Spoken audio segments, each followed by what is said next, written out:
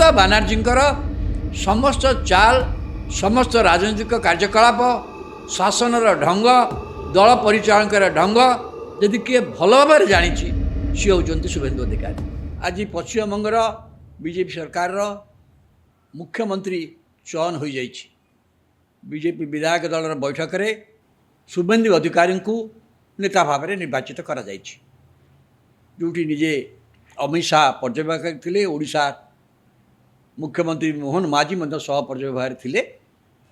मोटाली भाव में ये जो दिल्ली निष्पत्ति होकर आसी से जना पड़ी कहीं शुभेन्दु अधिकारी जे दुई दुई थर ममता बानार्जी को नंदीग्राम 2021 एवं 2026 भवानीपुर परास्त कर बड़ कथा नुहे। जदिओ बीजेपी रे पुराणा लोक अच्छा, दिलीप घोष आसछन्ति पुराणा लोक, आरएसएस लोक, आउ भी किसी पुराणा बीजेपी नेता भी एथर प्रथम थर पर आसी जो मैंने अधिक बीजेपी रे अच्छा। शुभेन्दु अधिकारी 2020 ममता बानार्जी सहित मतभेद पर 2021 निर्वाचन पूर्वर बीजेपी जोगदे सहित आउ कि जोगदे। शुभेन्दु अधिकारी विशेष भूमिका होची सी ममता बानार्जी जड़े लेफ्टिनेंट हिसाब से पूरा 10 वर्ष ऊर्ध्व काल काम कर घनिष्ठ सहयोगी भाव में। ममता बानार्जी प्रथम दुईटा मंत्रिमंडल से कैबिनेट मंत्री थे। ममता अत्यंत विश्वस्त कैबिनेट मंत्री थे। ममता बानार्जी जो थे वामपंथी सरकार को हटेबारे जो आंदोलन प्रमुख भूमिका ग्रहण कला नंदीग्राम आंदोलन, से आंदोलन में शुभेन्दु अधिकारी थे सेठिकार बासिंदा। से आंदोलन से प्रमुख प्राण होते जोटी पुलिस गुड़ी में 9 रु अधिक लोक प्राण हरते जोटा कि पश्चिम वामपंथी सरकार गोटे टाटा मोटर कारखाना नहीं जो आंदोलन होता किंतु सबुठ बड़ आंदोलन है यही आंदोलन जमी पे लोक मानकर संग्राम प्रतिरोध वामपंथी सरकार पुलिस गुड़ी में 9 जन लोक मारिबा सेटा एंटायर पश्चिमबंग में जनमत को बदलीदेला।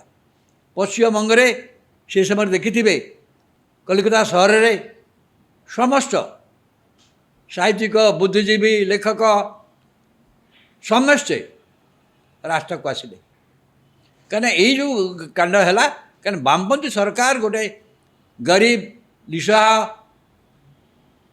भूमिहीन लोक बा भूमि पे लड़ुवा लोक मानकर दल भाव परिचित थिला किंतु से दल जमी अधिग्रहण करने को जाई गुलिकांड घटी 9 जन लोक प्राण हरवा घटना को पश्चिमबंगवासी ग्रहण कले सीटा पलटिगला। और से आंदोलन में ममता बानार्जी मुख्य लेफ्टिनेंट भाव में सेठिकार बासिंदा भाव में शुभेन्दु अधिकारी भूमिका नहीं से वामपंथी सरकार को हटेदेला।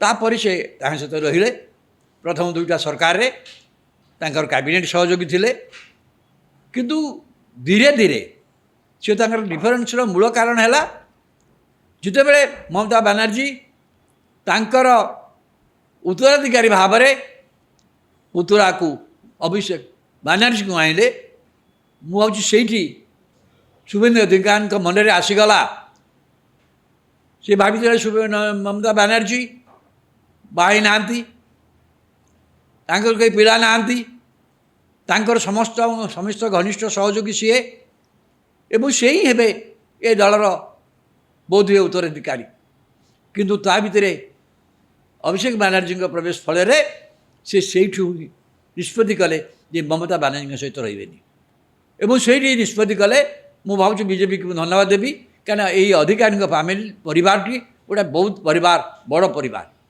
तांको परिवार 2-3 जन पार्लियामेंट सदस्य थे ममता बानार्जी पार्टी और से समस्ते बीजेपी के आसिले 2021 सत्वे सी नंदीग्राम जीतिले ममता बानार्जी हारीगले किंतु तथापि ममता बानार्जी क्षमता को आसिले एवं भवानीपुर बाय इलेक्शन लड़ी पुणी मुख्यमंत्री रहिले किंतु यही निर्वाचन में शुभेन्दु अधिकारी नंदीग्राम सहित भवानीपुर छिड़ा बोली निष्पत्ति ने भवानीपुर एथर ममता बानार्जी पराजय हो शुभेन्दु अधिकारी जीतन। शुभेन्दु अधिकारी यही संविधान विधानसभा विरोधी दल नेता हेले ବିଜେପିର ଯେଉଁ 77 ଜଣ ସଦସ୍ୟ ନିର୍ବାଚିତ ହୋଇଥିଲେ 2021ରେ ତାଙ୍କର ନେତା ଭାବରେ ବିରୋଧୀ ଦଳ ନେତା ଭାବରେ କାମ କରିଛନ୍ତି। ସେ ପୂର୍ବରୁ କହୁଛି ମମତା ବାନାର୍ଜୀଙ୍କର କ୍ୟାବିନେଟ୍ ମନ୍ତ୍ରୀ ଥିଲେ। ଅଭିଜ୍ଞତା ଦୃଷ୍ଟିରୁ ଯେ ଦେଖିବେ ସବୁଠୁ ବଡ଼ ଅଭିଜ୍ଞତା ଥିବା ବ୍ୟକ୍ତି ଶାସନଗତ ଅଭିଜ୍ଞତା ଥିବା ବ୍ୟକ୍ତି ଭିତରେ ବର୍ତ୍ତମାନ ଶୁଭେନ୍ଦୁ ଅଧିକାରୀ ଅଗ୍ରଣୀ ଭୂମିକା ରହୁଛନ୍ତି ଏବଂ ତାଙ୍କର ଗୋଟେ ସାହସ ଅଛି। ଏବଂ ସବୁଠୁ ବଡ଼ କଥା ତାଙ୍କୁ ଯେଉଁ ପ୍ରାଧାନ୍ୟ ଦିଆହେଇକି ବର୍ତ୍ତମାନ ମୁଖ୍ୟମନ୍ତ୍ରୀ କରାଯାଉଛି କାରଣ ମମତା ବାନାର୍ଜୀଙ୍କର ସମସ୍ତ ଚାଲ ସମସ୍ତ ରାଜନୈତିକ କାର୍ଯ୍ୟକଳାପ ଶାସନର ଢଙ୍ଗ ଦଳ ପରିଚାଳନାର ଢଙ୍ଗ ଯଦି କିଏ ଭଲ ଭାବରେ ଜାଣିଛି ସିଏ ହେଉଛନ୍ତି ଶୁଭେନ୍ଦୁ ଅଧିକାରୀ। ଏବଂ ସେହି ବିଜେପିର ଯେତେବେଳେ ମୁଖ୍ୟ ମିନାଣୀ ହେଇଗଲେ ମୁଁ ଭାବୁଛି ଗତ 5 ବର୍ଷ ଯେଉଁ ମମତା ବାନାର୍ଜୀଙ୍କ ବିପର୍ଯ୍ୟୟ ହେଲା ସେଥିରେ ତାଙ୍କର ଗୋଟେ ପ୍ରମୁଖ ଭୂମିକା ରହିଲା। ବିଜେପିର କେନ୍ଦ୍ର ନେତୃତ୍ୱ କରିଛି, RSSର ଭୂମିକା ଅଛି ଏବଂ ହିନ୍ଦୁ ଧ୍ରୁବୀକରଣ ହେଇଛି, ଏସବୁ କଥା ହେଇଛି ଘୁଷପଟ୍ଟି ସବୁ କଥା ଭିତରେ ଶୁଭେନ୍ଦୁ ଅଧିକାରୀଙ୍କ ଭୂମିକା। ଏବଂ ଯେତେବେଳେ ପଶ୍ଚିମବଙ୍ଗ ଛୋଟିଆ ରାଜ୍ୟ ନୁହେଁ, ଭାବୁଛି ଓଡ଼ିଶାଠୁ ଆହୁରି ଅଧିକ ଗୁରୁତ୍ୱପୂର୍ଣ୍ଣ ରାଜ୍ୟ ଲୋକ ସଂଖ୍ୟା ଦୃଷ୍ଟିରୁ ଏବଂ ବିଧାୟକ ସଂଖ୍ୟା ଦୃଷ୍ଟିରୁ ପ୍ରାୟ ଓଡ଼ିଶାର ଅଲମୋଷ୍ଟ ଡବଲ୍। ଆମର 21ଟା ଲୋକସଭା ସଦସ୍ୟ ହେବେ, ସେଠି 42ଟା ଲୋକସଭା ସଦସ୍ୟ। ସେହି ରାଜ୍ୟରେ ଏପରି ଜଣେ ଅଭିଜ୍ଞ ଶାସକଙ୍କୁ ରଖିବାକୁ ଚାହୁଁଛି ବିଜେଡି, ଯିଏକି ଶାସନ ବିଷୟରେ ଜାଣିଥିବ, ଯିଏକି ମମତା ବାନାର୍ଜୀ ସେଠି ବସିବେ। ମମତା ବାନାର୍ଜୀ ଯଦି ବିଧାନସଭାରେ ଆସିବେନି, କିନ୍ତୁ ତାଙ୍କର ତ ମୁଖ୍ୟ ବିରୋଧୀ ଦଳ ହିସାବରେ ତାଙ୍କ ଭୂମିକା ରହିବ।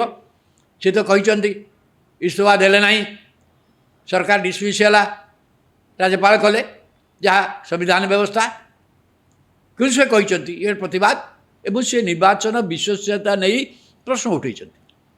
ଅବଶ୍ୟ ନିର୍ବାଚନ ବିଶ୍ୱସନୀୟତା ନେଇକି ଅନେକ ଲୋକ ବି ପ୍ରଶ୍ନ ଉଠାଉଛନ୍ତି, ବିଶେଷ କରି SIR, କାରଣ SIR ଜରିଆରେ 90 ଲକ୍ଷ ଲୋକଙ୍କୁ ନାଁ କଟାଗଲା। ଏହି ନିର୍ବାଚନରେ ମଧ୍ୟ ଏଇ ସର୍ବଶେଷରେ ଆପଣ ଦେଖିବେ ବିଜେଡି ଆଉ ତୃଣମୂଳ କଂଗ୍ରେସ ଭିତରେ ଭୋଟ ବ୍ୟବଧାନ ହେଉଛି 32 ଲକ୍ଷ। ସେମାନଙ୍କ ଭିତରେ ଭୋଟ ବ୍ୟବଧାନ ହେଉଛି 32 ଲକ୍ଷ। ତା ଭିତରୁ ଇଏ 27 ଲକ୍ଷ ଯେଉଁମାନେ ଯୋଗ୍ୟ ଲୋକ ଦେଇପାରିଲେନି, ତା ପୂର୍ବରୁ 32 ଲକ୍ଷ ଲୋକଙ୍କୁ ନାମ କଟା ହେଇଛି।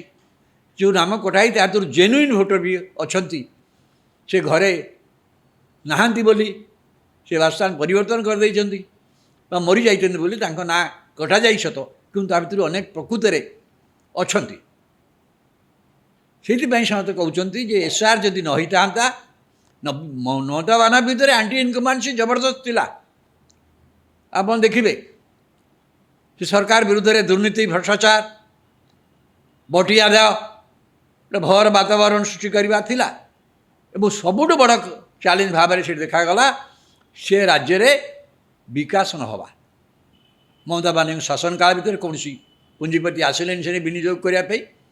ପଶ୍ଚିମବଙ୍ଗର ଶିକ୍ଷିତ ଯୁବକମାନେ ସେ ଚାକିରି ପାଇଁ ସବୁ ବାହାର ରାଜ୍ୟକୁ ଗଲେ। ପଶ୍ଚିମବଙ୍ଗରେ କିଛି ଚାକିରିର ସନ୍ଧାନ ନାହିଁ।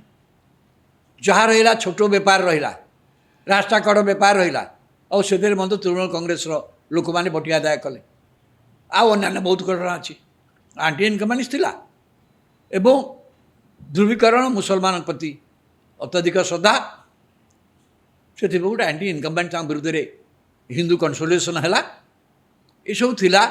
କିନ୍ତୁ SIR ନ ହୋଇଥିଲେ ଯେଉଁ ମ୍ୟାସିଭ୍ ଭିକ୍ଟ୍ରି ବିଜେପି ପାଇଛି ହୁଏତ ପାଇନଥାନ୍ତା, ଯାହା ଅଧିକାଂଶ ପର୍ଯ୍ୟବେକ୍ଷକ ମତ ଦେଉଛନ୍ତି। ହେଲେ ଏହି ସମସ୍ତ କାର୍ଯ୍ୟ କରିବାରେ ଯିଏ ପ୍ରମୁଖ ବ୍ୟକ୍ତି, ଯିଏକି ପଶ୍ଚିମବଙ୍ଗକୁ ବିଜେପିକି ଆଣିବାରେ, ଆପଣ ଦେଖନ୍ତୁ ପଶ୍ଚିମବଙ୍ଗରେ ତା ପୂର୍ବରୁ କମ୍ ଥିଲା, ତାର ତ 3ଟା ବିଧାନସଭା ଥିଲା। 3ଟା ବିଧାନସଭାରୁ 77 ବିଧାନସଭାକୁ ପହଞ୍ଚିଲା 2021ରେ। କେମିତି ପହଞ୍ଚିଲା? ସେଥିରେ ଶୁଭେନ୍ଦୁ ଅଧିକାରୀଙ୍କ ଭୂମିକା ବହୁତ। ସେ ଯେଉଁ ମମତା ବାନାର୍ଜୀ ଛାଡ଼ି ତାଙ୍କ ସାଙ୍ଗରେ ଲୋକମାନେ ଆସିଲେ ବିଜେପି କି, ତାପରେ ସେଇଠୁ ଦେଖନ୍ତୁ ବର୍ତ୍ତମାନ ଏଇ ମ୍ୟାସିଭ୍, ଏଥର ମଧ୍ୟ ସେ ମମତା ବାନାର୍ଜୀଙ୍କୁ ହରେଇଲେ। ତ ତାଙ୍କର ଭୂମିକା ଶାସନ ବିଷୟରେ, ପଶ୍ଚିମବଙ୍ଗର ଶାସନ ବିଷୟରେ ତାଙ୍କର ଅଭିଜ୍ଞତା, କାରଣ ମମତା କ୍ୟାବିନେଟ୍ ମନ୍ତ୍ରୀ ଭାବରେ ସେ କାମ କରିଛନ୍ତି ଏତେ ବର୍ଷ, ବିରୋଧୀ ଦଳ ନେତା ଭାବରେ 5 ବର୍ଷ ରହିଛନ୍ତି। ତେଣୁ ତାକୁ ଭିତ୍ତି କରିକି ଆଉ ନୂଆ ଲୋକରେ, କାରଣ ଅଧିକାଂଶ ଯେଉଁମାନେ ଆସୁଛନ୍ତି ତାদের ଅଧିକାଂଶ ନୂଆ, ସେମାନେ ଶାସନ ବ୍ୟବସ୍ଥା ସହିତ ସମ୍ପୃକ୍ତ ନୁହନ୍ତି ଏବଂ ତାଙ୍କ ଭିତରୁ କାହାକୁ ଏକ୍ସପେରିମେଣ୍ଟ ନ କରି ସିଧାସଳଖ ଜଣେ ଅଭିଜ୍ଞ ବ୍ୟକ୍ତି ଭାବରେ, ରାଜନୀତିରେ ଅଭିଜ୍ଞ ବ୍ୟକ୍ତି ଭାବରେ ନେଇଛନ୍ତି। ଠିକ୍ ଏକ୍ଜାକ୍ଟଲି ଯାହା ଆସାମରେ ହେଇଥିଲା ହିମନ୍ତ ବିଶ୍ୱ ଶର୍ମାଙ୍କ କ୍ଷେତ୍ରରେ। ସେ ସେମିତି କଂଗ୍ରେସ ଦଳରେ ମନ୍ତ୍ରିମଣ୍ଡଳରେ ଥିଲେ, ତରୁଣ ଗଗୋଇ ମନ୍ତ୍ରିମଣ୍ଡଳରେ କ୍ୟାବିନେଟ୍ ମନ୍ତ୍ରୀ ଥିଲେ। ସେଠୁ ଯେତେବେଳେ ଆସି ସେ ବିଜେପିରେ ଯୋଗ ଦେଲେ ଏବଂ ସେ ବିଜେପିର ପ୍ରମୁଖ ଚେହେରା ହେଇଗଲେ। ପ୍ରଥମ 5 ବର୍ଷ ସେ କ୍ୟାବିନେଟ୍ ମନ୍ତ୍ରୀ ରହିଲେ ଏବଂ ଗଲା 5 ବର୍ଷ ହେଲା ମୁଖ୍ୟମନ୍ତ୍ରୀ ଏବଂ ତ ତୃତୀୟ ଥର ପାଇଁ ବର୍ତ୍ତମାନ ମୁଖ୍ୟମନ୍ତ୍ରୀ ପ୍ରାର୍ଥୀ ଭାବରେ ତୃତୀୟ ଥର କ୍ଷମତା ଆସିଛନ୍ତି। ତାଙ୍କର ଆଉ ଶପଥ ଗ୍ରହଣ ହେଇନି। ସିଏ ହିମନ୍ତ ବିଶ୍ୱ ଶର୍ମା ଆସାମରେ ଯେଉଁ ଭୂମିକା ନେଉଛନ୍ତି, ଯେପରି ଭାବରେ ବିଜେପି କନସୋଲିଡେସନ୍ କରିଛନ୍ତି, ଯେଉଁ ପ୍ରସଙ୍ଗ ଉପରେ କନସୋଲିଡେଟ୍ କରିଛନ୍ତି, ଏମାନେ ସମସ୍ତେ ଭାବୁଛନ୍ତି ଯେ ଶୁଭେନ୍ଦୁ ଅଧିକାରୀ ମଧ୍ୟ ସେୟା କରିବେ। ଆପଣ ଦେଖି ଶୁଭେନ୍ଦୁ ଅଧିକାରୀଙ୍କର ବକ୍ତବ୍ୟ ଆପଣ ଶୁଣୁଥିବେ, ସେଥିରେ ମମତା ବାନାର୍ଜୀ ସହିତ ଥିଲେ ଭିନ୍ନ କଥା କହୁଥିଲେ, ସେଇ କଥା କହୁନଥିଲେ। କିନ୍ତୁ ମମତା ବାନାର୍ଜୀ ଛାଡ଼ିଲା ପରେ ବିଜେପିକୁ ଆସିବା ପରେ ଯେମିତି ହିମନ୍ତ ବିଶ୍ୱ ଶର୍ମାଙ୍କୁ କହିଲି, ସେ ହିନ୍ଦୁ ମୁସଲମାନ ପ୍ରସଙ୍ଗ ଉପରେ ଅତ୍ୟନ୍ତ ଉଗ୍ର ଭାବରେ ମତବ୍ୟକ୍ତ କରୁଛନ୍ତି। ସେ ଏପରି ମଧ୍ୟ କହିଛନ୍ତି ତାଙ୍କର ସରକାର ହେଲେ ଏଇମାନେ ଯେଉଁ ଘୁଷପେଟିଆ ଯେଉଁମାନେ ଆସିଛନ୍ତି ତାଙ୍କୁ ଆମେ ବଙ୍ଗୋପସାଗରକୁ ପଠାଇଦେବୁ। ସେ ନିର୍ବାଚିତ ହେଲେ ମଧ୍ୟ ତାଙ୍କୁ ଆମେ ଇଏ କରିବୁନି, ଆମ ସାଙ୍ଗରେ ଯିଏ ଅଛି ଆମର କରିବୁ। ଏ କରି ମଧ୍ୟ କୁହାହେଉଛି ସବକା ସାଥ ସବକା ବିଶ୍ୱାସ ସାଙ୍ଗରେ ଏକଥା ମଧ୍ୟ କୁହାହେଉଛି ଯେ ଯେଉଁମାନେ ଆମ ସାଙ୍ଗରେ ଅଛି ସେଇମାନଙ୍କ ସାଙ୍ଗରେ ଆମେ ରହିବୁ। ଯେଉଁମାନେ ଆମ ବିରୋଧୀ, ଏଇ ଯେଉଁ ଭାଷା ଯେଉଁଟା ହିମନ୍ତ ବିଶ୍ୱ ଶର୍ମା ଯେଉଁ ଲାଙ୍ଗୁଏଜରେ ଯେଉଁ ଭାଷାରେ ପ୍ରୟୋଗ କରୁଛନ୍ତି ସେଇଭଳି ଭାଷା ବର୍ତ୍ତମାନ ଶୁଭେନ୍ଦୁ ଅଧିକାରୀ ମଧ୍ୟ ପ୍ରଦାନ କରୁଛନ୍ତି। ଏବଂ ଶୁଭେନ୍ଦୁ ଅଧିକାରୀଙ୍କର ସିଧାସଳଖ ତାଙ୍କ ଭଳି ଶାସନଗତ ଅଭିଜ୍ଞତା ଅଛି। ମମତା ବାନାର୍ଜୀଙ୍କ ସମସ୍ତ ଦୁର୍ବଳତା ଜାଣିଛନ୍ତି। ଯେମିତି ହିମନ୍ତ ବିଶ୍ୱ ଶର୍ମା କଂଗ୍ରେସର ସବୁ ଦୁର୍ବଳତା ଜାଣିଥିଲେ, ତେଣୁ କଂଗ୍ରେସ ଦୁର୍ଗକୁ ଭାଙ୍ଗିବାରେ ଗୋଟେ ପ୍ରମୁଖ ଭୂମିକା ଗ୍ରହଣ କଲେ। ଇଏ ମଧ୍ୟ ସେଇ କଥା କରିଛନ୍ତି।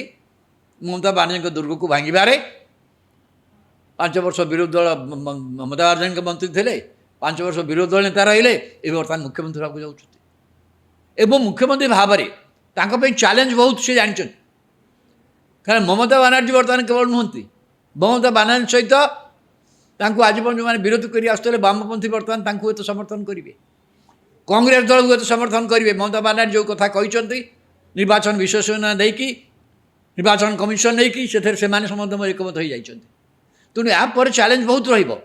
ଏବଂ ପଶ୍ଚିମବଙ୍ଗ ଆସାମ ଠାରୁ ଟିକେ ଭିନ୍ନ, ବହୁ ଦୃଷ୍ଟିରୁ ମଧ୍ୟ ବିଭିନ୍ନ ଓଡ଼ିଶା ସମସ୍ତଙ୍କଠୁ ଭିନ୍ନ।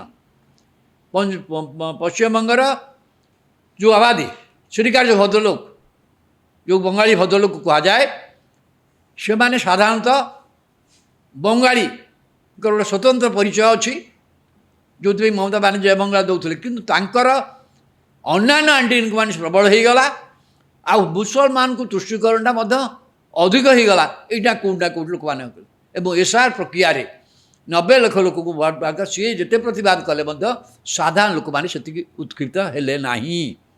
ସେଇ 90 ଲକ୍ଷ ଭିତରୁ ଯଦି 50% ମଧ୍ୟ ଜେନ୍ୟୁଇନ୍ ଭୋଟର ହୋଇଥାନ୍ତି, ତାହେଲେ ମୁଁ କହିଲି ଉଭୟ ଦଳ ଭିତରେ ତଫାତ୍ ଯେଉଁ ଅଛି, ମୁଁ କହିଲି 32 ଲକ୍ଷ ଭୋଟର ତଫାତ୍, ଜଣେ ପାଇଛି 45.8% ଆଉ ଜଣେ ପାଇଛି 40.8%। 5% ଭୋଟ ଯେଉଁ ତଫାତ୍ ଅଛି ସେଇଟା ହୁଏତ ନଥାନ୍ତା। ଏକଥା ମୋତେ କୁହାହେଉଛି ଯେ ସମସ୍ତେ ସେମାନେ ତୃଣମୂଳ ସମର୍ଥ ଆଗ ନୁହେଁ। କିନ୍ତୁ ଏଇ ଯେଉଁ ବିଶ୍ୱସନୀୟତା ନେଇ ପ୍ରଶ୍ନ ଉଠାଇଛନ୍ତି ସେଇଟା ରହିଛି।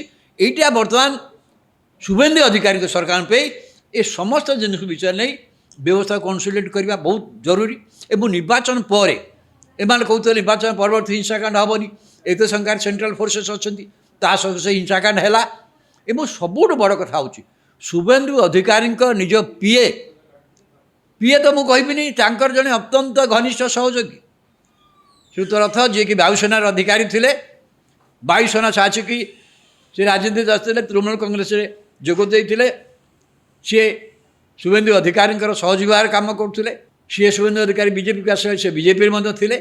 ଏବଂ ଶୁଭେନ୍ଦୁ ଅଧିକାରୀଙ୍କର ପ୍ରତ୍ୟେକ କାର୍ଯ୍ୟରେ, ଏପରି ଭବାନୀପୁର ନିର୍ବାଚନ ଲଢ଼ାରେ ସିଏ ମଧ୍ୟ ତାଙ୍କର ପ୍ରମୁଖ ସହଯୋଗୀ ଭାବରେ ସେ ଭବାନୀପୁର ନିର୍ବାଚନ ମଣ୍ଡଳୀରେ କାମ କରିଛନ୍ତି।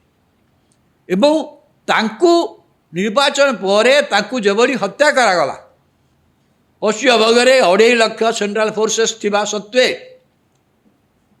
এইটা ଗୋଟେ ଚ୍ୟାଲେଞ୍ଜ ସୃଷ୍ଟି କରିଛି। 2.5 ଲକ୍ଷ ସେଣ୍ଟ୍ରାଲ ଫୋର୍ସେସ୍ ସତ୍ତ୍ୱେ ନିର୍ବାଚନ ପରେ ହିଂସାକାଣ୍ଡ ହେଇଛି, 5-6 ଜଣ ଲୋକଙ୍କର ମୃତ୍ୟୁ ହେଇଛି, ବହୁ ଜାଗାରେ ଏହା ଘଟଣା ହେଇଛି। এইটা ମଧ୍ୟ ଗୋଟେ ଚ୍ୟାଲେଞ୍ଜ।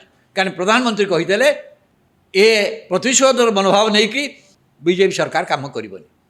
ଯଦି ସେ କଥା ନ ହେବ, ଶୁଭେନ୍ଦୁ ଅଧିକାରୀ ଯିଏ ବର୍ତ୍ତମାନ ଦାୟିତ୍ୱ ନେଇଛନ୍ତି, ତାଙ୍କର ମୁଖ୍ୟ ଯେଉଁ ଯେଉଁ କଥା କହୁଛନ୍ତି ହିନ୍ଦୁ ମୁସଲମାନ ବିଷୟରେ ଯାହା କହୁ ଦେଖୁ ହିନ୍ଦୁ ମୁସଲମାନ ବିଷୟରେ ଅନ୍ୟ କୌଣସି ବିଜେପି ନେତା ସେଇଭଳି ଭାବରେ କହୁନାହାନ୍ତି ଯାହା শুভেন্দু ଅଧିକାରୀ କହୁଛନ୍ତି। ଯେମିତି ହିମନ୍ତ ବିଶ୍ୱ ଶର୍ମା ଯେଉଁ ଭାଷାରେ କଥାବାର୍ତ୍ତା କରୁଛନ୍ତି ସବୁ ବିଜେପି ନେତା ଯଦିଓ ସେମାନେ ମୁଖାମୁଖି ଭାବରେ ମୁସଲମାନ ବିରୋଧୀ ହିନ୍ଦୁ ମୁସଲମାନ କଥା କୁହନ୍ତି କିନ୍ତୁ ସେଇ ଭାଷାରେ କଥାବାର୍ତ୍ତା କରନ୍ତିନି। ସେମିତି শুভেন্দু ଅଧିକାରୀ ମଧ୍ୟ ଯେଉଁ ଭାଷାରେ କଥାବାର୍ତ୍ତା କରୁଛନ୍ତି ସେଇଟା ଅନ୍ୟର ବିଜେପି ନେତାମାନେ ଇଭିନ୍ ଦିଲ୍ଲୀପ ଘୋଷ ମଧ୍ୟ କୁହନ୍ତିନି। ସେଇ ଦୃଷ୍ଟିରୁ ମୁଁ ଭାବୁଛି শুভেন্দୁ ଅଧିକାରୀଙ୍କୁ ଦେଇ ମୁଖ୍ୟମନ୍ତ୍ରୀ କରି ତାଙ୍କର ଅଭିଜ୍ଞତା ଶାସନ କରିବାର ଅଭିଜ୍ଞତା ମମତା ବାନାର୍ଜୀଙ୍କ ସମସ୍ତ ସଂଗଠନ ବିଷୟରେ ଜାଣିଥିବା ତାଙ୍କ ଶାସନ ଦୁର୍ବଳତାକୁ ବୁଝିଥିବା ଜଣେ ଅଧିକାରୀଙ୍କୁ କରିବା ସହିତ ଠିକ୍ ହିମନ୍ତ ବିଶ୍ୱ ଶର୍ମାଙ୍କ ପରି ପଶ୍ଚିମବଙ୍ଗରେ ବିଜେପିର ବ୍ୟବସ୍ଥାକୁ ବିଚାରକୁ ଫର୍ଦର କନସୋଲିଡେଟ୍ କରିବା ପାଇଁ শুভেন্দু ଅଧିକାରୀଙ୍କୁ ଦିଆଯାଉଛି। କିନ୍ତୁ শুভেন্দୁ ଏଇ ଖାଲି ରାଜନୈତିକ କନସୋଲିଡେସନ୍ ଏତିକି ଶାସନ ଯଦି ନ କରିବେ ମୁଁ କହିଲି ଚ୍ୟାଲେଞ୍ଜ ବହୁତ ଓଡ଼ିଶାରେ ସେ ଚ୍ୟାଲେଞ୍ଜ ନଥିଲା। ଓଡ଼ିଶାରେ ମଧ୍ୟ ଲୋକମାନେ ଆଣ୍ଟି ଇନକମ୍ବେନ୍ସି ହୁଏତ ଗଲା ସରକାରକୁ ଗଲେ କିନ୍ତୁ ଆମର ଭୋଟ ବ୍ୟବଧାନ ପ୍ରାୟ ନଥିଲା। ତେଣୁ ସେଇଭଳିଆ ଓଡ଼ିଶାରେ এই ଭୟର ବାତାବରଣ କେବେ ନଥିଲା। ଏଠି ତ ଶାସନ ଯେମିତି ହେଲେ ଚାଲିବ କିନ୍ତୁ ପଶ୍ଚିମବଙ୍ଗରେ ଶାସନ ଯଦି ଠିକ୍ ଭାବରେ ନ ଚାଲେ ତାହେଲେ ସବୁବେଳେ ବିଭ୍ରାନ୍ତି ହେବ ଏବଂ ପଶ୍ଚିମବଙ୍ଗର ଜନସାଧାରଣ ବିଶେଷରେ ଯେଉଁମାନେ ପଶ୍ଚିମବଙ୍ଗର ବୁଦ୍ଧିଜୀବୀ ଏବଂ ଗତକାଲି ଆସନ୍ତାକାଲି ରବୀନ୍ଦ୍ର ଟାଗୋରଙ୍କ ଜୟନ୍ତୀରେ ନୂଆ ସରକାର ଶପଥ ନେବ ପ୍ରଧାନମନ୍ତ୍ରୀ ଆସୁଛନ୍ତି ସାରା ଭାରତବର୍ଷ ସବୁ ଏନ୍ଡିଏ ଶାସିତ ରାଜ୍ୟର ମୁଖ୍ୟମନ୍ତ୍ରୀମାନେ ମଧ୍ୟ ଆସିବେ ଏବଂ ରବୀନ୍ଦ୍ର ଟାଗୋରଙ୍କ ଜୟନ୍ତୀରେ ହେଉଛି ରବୀନ୍ଦ୍ରନାଥ ଟାଗୋର ହେଉଛନ୍ତି ଗାନ୍ଧିଜୀଙ୍କର ଅତ୍ୟନ୍ତ ଘନିଷ୍ଠ ଥିଲେ ଏବଂ ବଙ୍ଗଳାର ଯେଉଁ ପ୍ଲୁରାଲିଷ୍ଟିକ୍ ବହୁମତବାଦ ସମାଜର ପ୍ରତିଷ୍ଠାରେ ସେ ଗୋଟେ ପ୍ରମୁଖ ଭୂମିକା ଗ୍ରହଣ କରିଥିବା ବ୍ୟକ୍ତିତ୍ୱ ସାରା ବିଶ୍ୱରେ ତ ବିଶ୍ୱକବି ଭାବରେ ପରିଚିତ ଏବଂ ତାଙ୍କର ଜୟନ୍ତୀରେ ହେଉଛି ସେଇ ଅନୁସାରେ ଶାସନ ବ୍ୟବସ୍ଥା ହେବ। ସେଥି ମଧ୍ୟ ପ୍ରଧାନମନ୍ତ୍ରୀ ନିଶ୍ଚିତ ଭାବରେ କାଲି ରାଜ୍ୟବାସୀଙ୍କୁ ତାଙ୍କର ବାର୍ତ୍ତା ଦେବେ। କିନ୍ତୁ ହିମନ୍ତ ବିଶ୍ୱ ଶର୍ମା ଢଙ୍ଗରେ ଯଦି শুভেন্দু ଅଧିକାରୀ ମଧ୍ୟ କରନ୍ତି ତାର ଗୋଟେ ଲିମିଟ୍ ପଶ୍ଚିମବଙ୍ଗ କ୍ଷେତ୍ରରେ ରହିବ। ହୁଏତ ଆସାମରେ ଯେଉଁଟା ଚଳୁଛି ସେଇ ପରିମାଣ ଭାବରେ ପଶ୍ଚିମବଙ୍ଗରେ ଚାଲିବ ନା ନାହିଁ ସେ ଗୋଟା ପ୍ରଶ୍ନବାଚୀ ସବୁବେଳେ ରହିବ।